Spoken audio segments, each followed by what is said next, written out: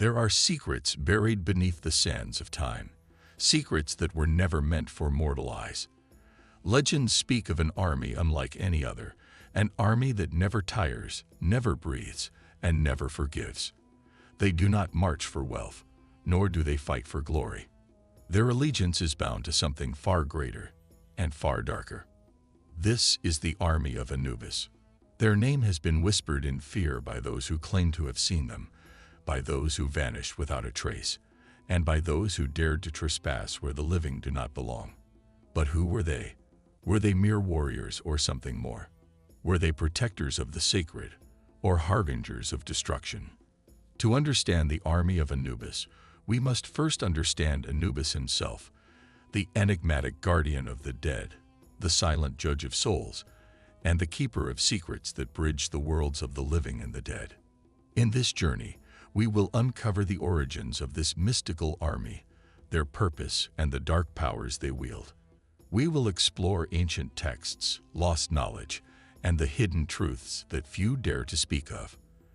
And by the end, you will see why some believe this army still waits, beneath the sands, for the call to rise again. To understand the Army of Anubis, we must first step back, far beyond modern history, beyond the pyramids, beyond the golden age of pharaohs, into a time when gods walked among mortals, and the veil between worlds was thin. Anubis, known as Inpu in the oldest texts, was no ordinary deity. Unlike the celestial gods who ruled from above, Anubis was a god of the threshold, a guardian between life and death. He was the divine embalmer, the keeper of the scales, the silent figure who measured the weight of a soul against the feather of Ma'at. His role was to ensure that only the worthy passed into the field of reeds, the Egyptian paradise, while the unworthy were fed to the devourer, Ammit. But there was another side to Anubis, one that history has largely concealed. Beyond his duties as a guide for the dead, he was also a warlord of the underworld. Ancient priests believed that Anubis commanded a legion, a sacred army forged not of flesh and blood, but of spirit and shadow. These warriors, sometimes called the Eternals of Anubis, were said to be the souls of fallen protectors, resurrected to serve in death as they had in life. Egyptian funerary texts hint at rituals designed to invoke the power of these spectral warriors. The coffin texts describe a ceremony in which a high priest, using sacred oils and chants lost to time, could summon an eternal guardian to protect the tomb of a great ruler. The Book of the Dead speaks of the gatekeepers of Anubis, beings who enforced cosmic law, ensuring that no unworthy spirit escaped its judgment.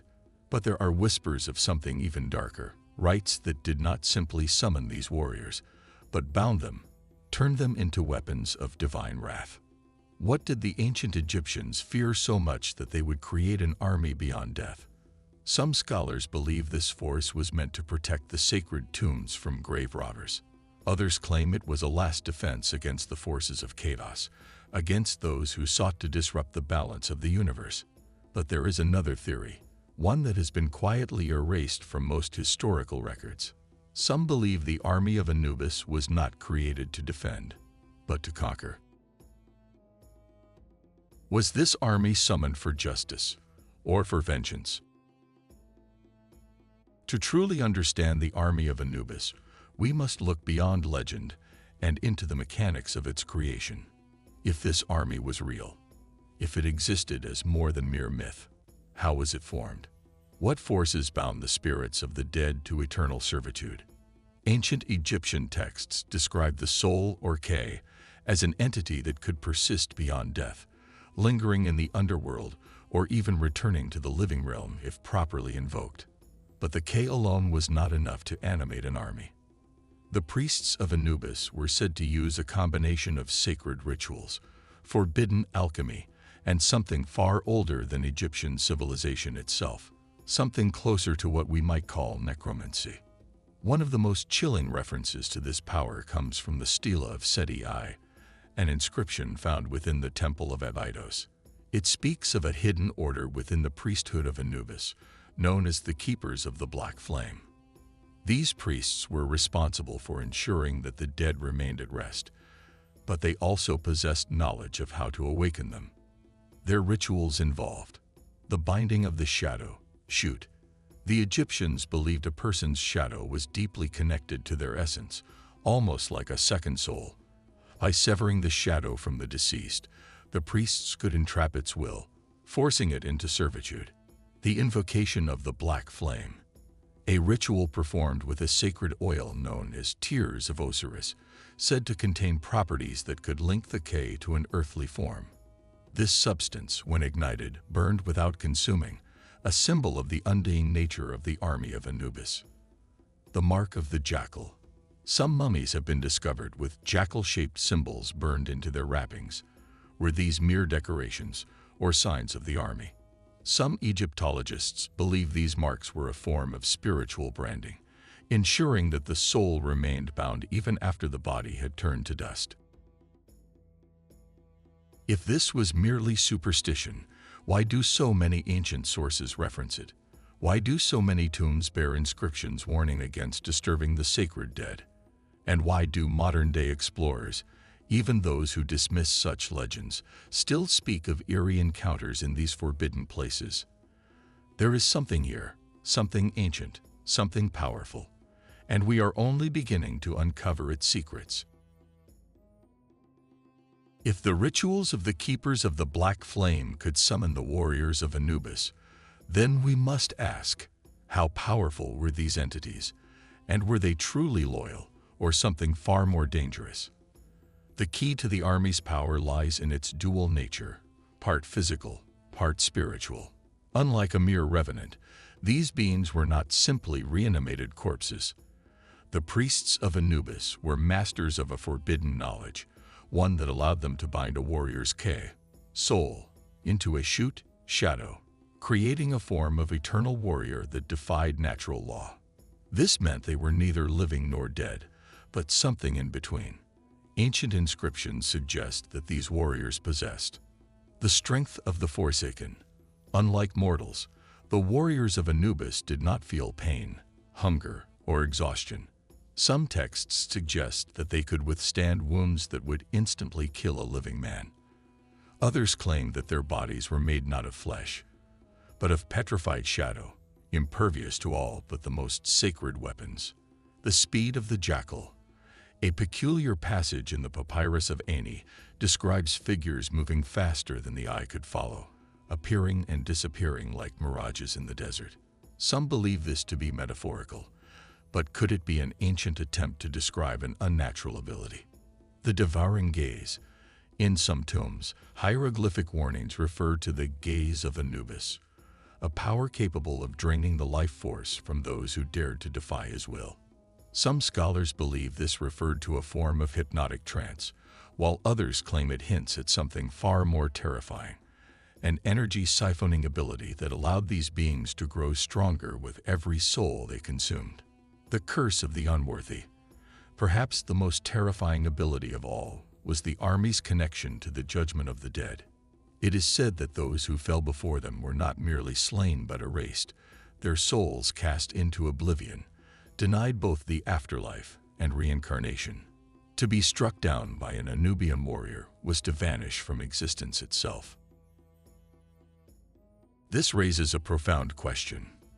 Were these warriors ever meant to serve humanity, or were they something else entirely? Some historians believe that the Army of Anubis was never meant to be used by mortals, that its summoning was a violation of divine law. There are even darker whispers, suggesting that the priests who learned to summon these entities soon lost control. Some accounts speak of entire cities that vanished overnight, their people drained of life, leaving behind only their shadows burned into stone. Could it be that the army was not simply a force of protection, but one of annihilation? What became of the Army of Anubis? Were they sealed away, locked within hidden tombs beneath the desert sands? Or do they still linger, waiting for the right hand to break the seals and call them forth once more? And if that moment comes, will anyone be able to stop them? The legend of the Army of Anubis is more than a chilling myth. It is a lesson hidden within history, a secret embedded in esoteric traditions that reach far beyond ancient Egypt. Even if we do not seek to awaken an undead army, the principles behind their existence reveal something far more useful: the hidden power within ourselves. For centuries, spiritual traditions across the world have spoken of the power of the shadow, a force that, if understood, can be harnessed for immense personal transformation. In Egyptian mysticism, the shoot, shadow, was not just an absence of light, but an entity with its own power. To master one's shadow was to master the unseen forces within and around us. But what does this mean for us today? How can we use these ancient teachings in a practical, meaningful way? One of the greatest secrets of the priests of Anubis was their ability to bind or banish the shadow. They understood that the darkest parts of ourselves are not meant to be destroyed, but understood and controlled. A simple exercise to integrate your shadow. Find a quiet, dimly lit space, symbolizing the balance between light and darkness. Light a single candle. Observe the way its flame casts a shadow behind you. Write down the fears, doubts, and hidden thoughts that you often suppress. These are your modern shoot. Speak to your reflection, or shadow, acknowledging its presence rather than fearing it. Say, "I see you. I hear you. I understand you. You are a part of me, but you do not control me." Burn the paper in the candle's flame, allowing the energy to transform. A symbolic act of reclaiming power over what was once hidden. The ancient priests believed that those who ignored their shadow became slaves to it, and those who mastered it, they became something greater, beings of wisdom, capable of commanding even the unseen. The protection seal of Anubis. The Army of Anubis was bound through sacred seals, symbols inscribed upon tombs, objects, and even flesh to ensure control over unseen forces. A modern interpretation of these seals involves the practice of energetic protection, especially when dealing with negative influences. A simple protection technique inspired by the mark of the jackal. Draw the symbol of the Anubian eye, a stylized jackal's eye within a circle, on a piece of parchment or your wrist using natural ink. Close your eyes and visualize a golden barrier surrounding you. Imagine it as a shield, pulsating with ancient strength. Whisper the words used by the priests of Anubis. Ankh Ma'at Necheru. Sekhem per Mk. Life, truth, and divine power arise from the soul. Feel the energy settle. This simple act aligns your personal energy with the strength of Anubis, offering you protection from unseen forces. Even today, many believe that the presence of Anubis, whether myth or something far older, stands between this world and the next, guiding and guarding those who walk the path of truth. The warrior's mindset, channeling the discipline of the army. Beyond supernatural speculation, the Army of Anubis also teaches us about strength, discipline, and unwavering focus. These warriors were not just bound by magic, they were bound by purpose. In modern spiritual practice, this translates into training the mind to remain unshaken in the face of fear through meditation, breath control, and mindfulness. Maintaining discipline over emotions, learning to channel anger, doubt, and uncertainty into clarity and action. Understanding that power comes from within, not from external forces, but from a mastery of one's own energy and intent. To embody the warrior's path is to become a guardian of one's own destiny, to stand between fear and enlightenment, just as Anubis stood between the living and the dead. The Army of Anubis may be legend, or it may be something far older than we can comprehend. But one truth remains: power belongs to those who seek knowledge, embrace discipline, and walk the line between light and shadow without fear. There are forces in this world, both seen and unseen, that have shaped our reality since the dawn of time. The Army of Anubis stands as a symbol of power, discipline, and the mastery of the shadow. Whether we view them as a myth or a forgotten truth, Their legend speaks to something deeply ingrained in the human spirit. We have journeyed through ancient knowledge, uncovering the secrets of Anubis warriors, their purpose, their dark powers, and the wisdom that lies hidden in their legend. But more importantly, we have revealed something far more personal, our own connection to these forces. The shadow within us is not an enemy, but an untamed power waiting to be understood. The marks of protection are not just symbols, but a reminder that we have control over the energies we allow into our lives. The warrior's discipline is not about physical battle, but the mastery of fear, doubt, and uncertainty in the face of the unknown. But the question remains, will you walk the path of knowledge or turn away? Anubis was not a god of terror, but a guide, a guardian of the threshold between worlds. And his army, whether real or symbolic, represents a simple truth. Power belongs to those who are willing to understand both light and shadow. So ask yourself, do you fear the unknown, or do you seek to master it? Will you let your shadow control you, or will you command it? Will you remain blind to the ancient knowledge hidden in plain sight, or will you awaken,